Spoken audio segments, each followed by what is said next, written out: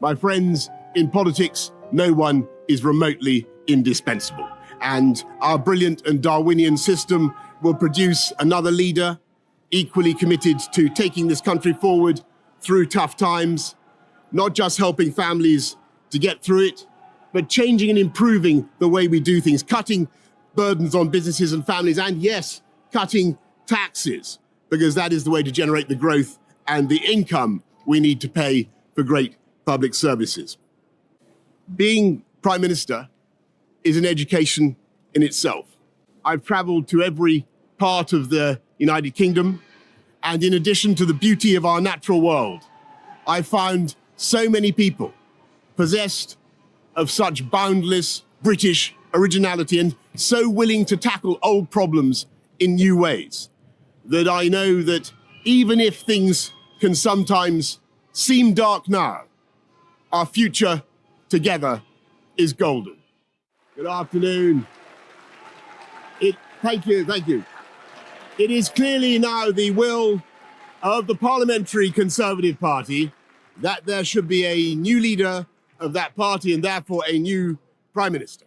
And I've agreed with Sir Graham Brady, the chairman of our backbench MPs, that the process of choosing that new leader should begin now. And the timetable will be announced next week. And I've today appointed a cabinet to serve, as I will, until a new leader is in place. So I want to say to the millions of people who voted for us in 2019, many of them voting Conservative for the first time, thank you for that incredible mandate, the biggest Conservative majority since 1987, the biggest share of the vote since 1979.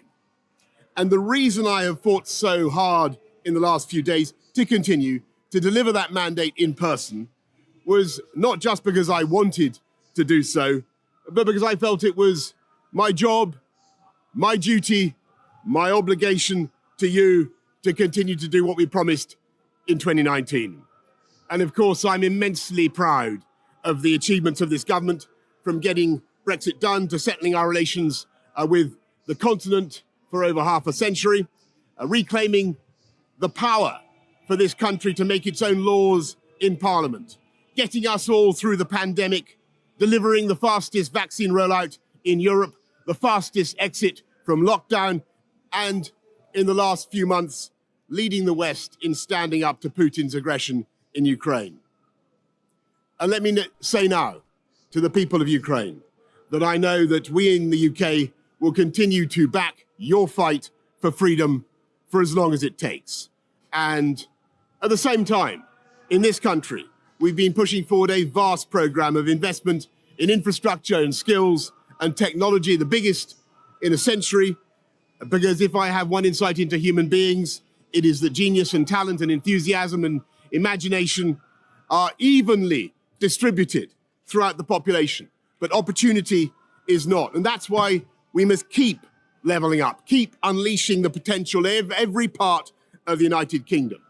And if we can do that in this country, we will be the most prosperous in Europe.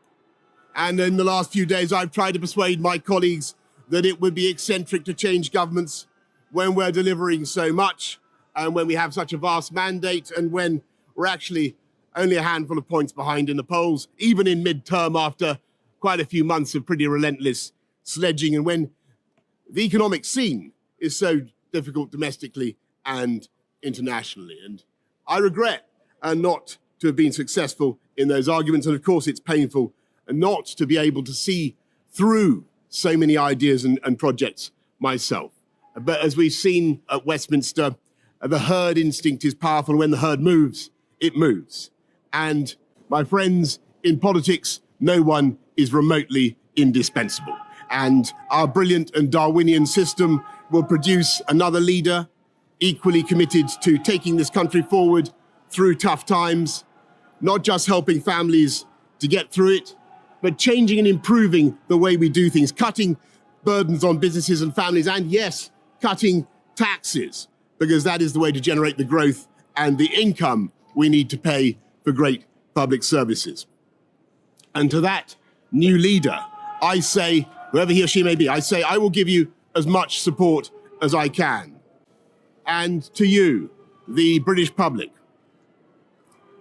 I know that there will be many people who are relieved, and perhaps quite a few who will also be disappointed. And I want you to know how sad I am to be giving up the best job in the world. But them's the breaks. I want to thank Carrie and our children and all members of my family who have had to put up with so much for so long. I want to thank the peerless British civil service for all the help and support that you have given our police, our emergency services, and of course, our fantastic NHS, who at critical moment helped to extend my own period in office, as well as our armed services and our agencies that are so admired around the world, and our indefatigable Conservative Party members and supporters, whose selfless campaigning makes our democracy possible. I want to thank the wonderful staff here at Chequers, here at Number 10, and of course at Chequers, and our fantastic prop force detectives, the one group, by the way, who never leak. Above all, I want to thank you, the British public, for the immense privilege that you have given me. And I want you to know that from now on until the new Prime Minister is in place, your interests will be served and the government of the country will be carried on. Being Prime Minister is an education in itself.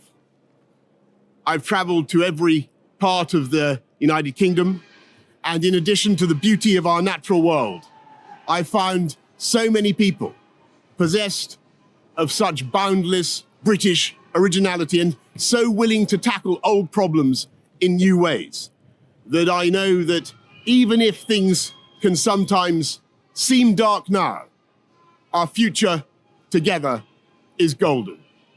Thank you all very much. Thank you.